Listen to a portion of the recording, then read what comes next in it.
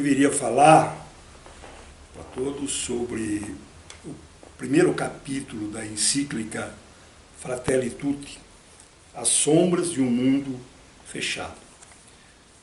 No entanto, me pareceu oportuno relevar alguns aspectos importantes da vida de Chiara em relação à própria igreja. Ela falou da paixão pela igreja de maneira vibrante e convicta, deixando muito claro que nós não somos mais do que a igreja.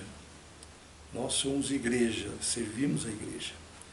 Não sei se todos sabem, por exemplo, ela sempre manifestou o desejo de ser sepultada voltada para as cúpulas de São Pedro. Então, a capela do centro da obra tem justamente esse significado. Aparece no fundo a cúpula de São Pedro e vários outros elementos para dizer o quanto está no coração de Chiara e na nossa unidade atualizada com ela, seguir os passos da igreja com essa importante encíclica.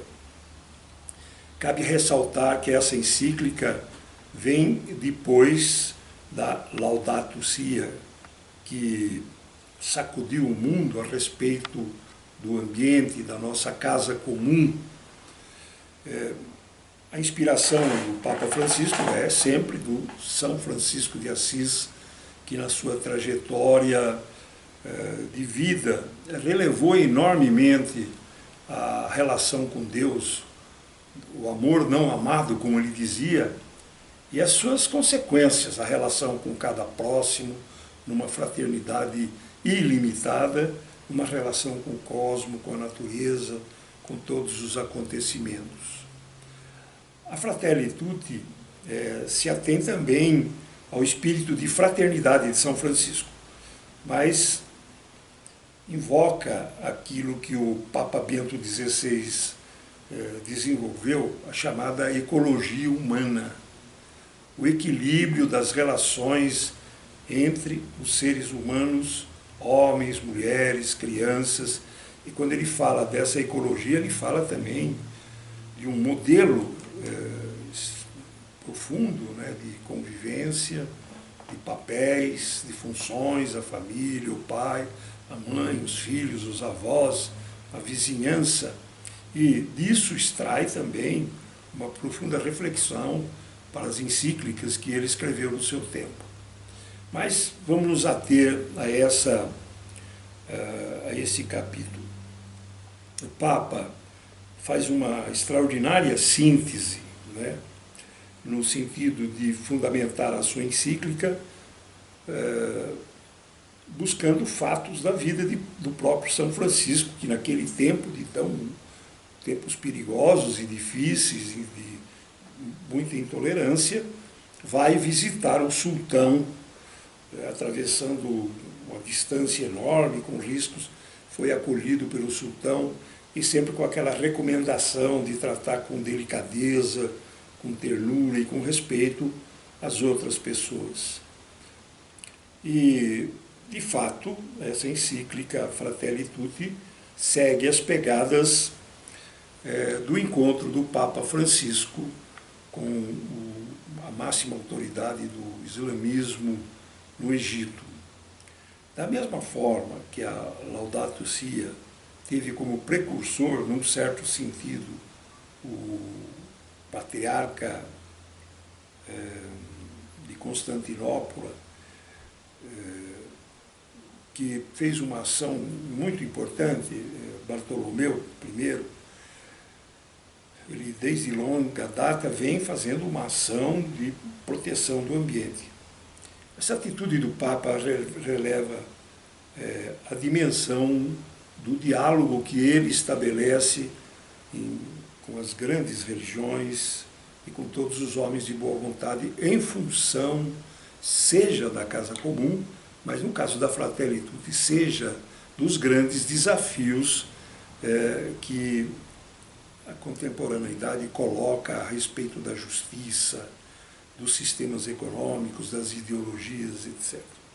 Então, nesse primeiro capítulo, ele faz um diagnóstico profundo, né? Que ele chama As Sombras de um Mundo Fechado. O que ele quer dizer? Esse mundo se tornou fechado porque perdeu a relação com as diversas fases da história. Um sociólogo importante escreveu sobre a sociedade líquida, o que é que ele queria caracterizar. Uma sociedade que não tem raízes, ela parece que cada geração começa com ela mesma. Então, quando se fala de economia, parece que a economia começa com quem está falando. Quando se fala de qualquer coisa, é como se ela não tivesse raízes. E o Papa sublinha, então, que essa falta de relacionamento intergeracional compromete enormemente uma visão de futuro, uma visão de presente.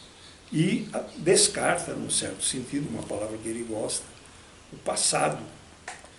Então, descartando o passado, o presente se esfarela e nós boicotamos o futuro. Fica tudo fragmentado, tudo esfarelado. Cada um vive o seu tempo sem aberturas.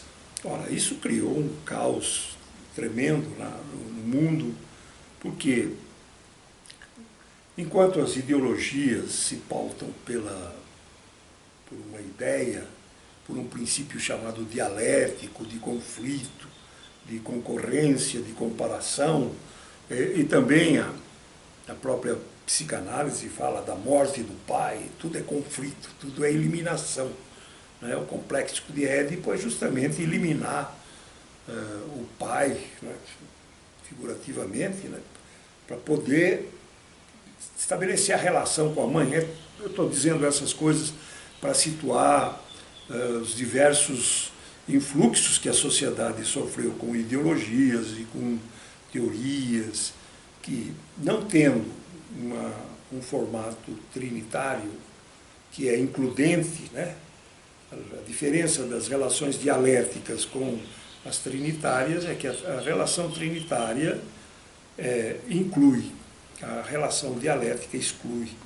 Ora, essa exclusão trouxe enormes catástrofes para o mundo moderno, desorientação, hiperconsumismo, o cansaço de ideologias populistas, e o Papa, nesse contexto, se põe, não é, com uma atitude, com uma consciência crítica também. É preciso pensar o que é que está acontecendo, por que chegamos a esse ponto. Eu, enquanto estava lendo o primeiro capítulo, eu fiz assim um quadro pedagógico para mim me situar. As sombras de um mundo fechado, eu comparei com os tempos de guerra. Eram tempos de guerra, tudo desmoronava. Parece que nada dura, nada permanece, tudo é transitório, tudo é incerto, tudo é indeterminado. Basta pensarmos no contexto dessa pandemia. Então, essa pandemia vem e sacode esse mundo que coloca à mostra as suas contradições.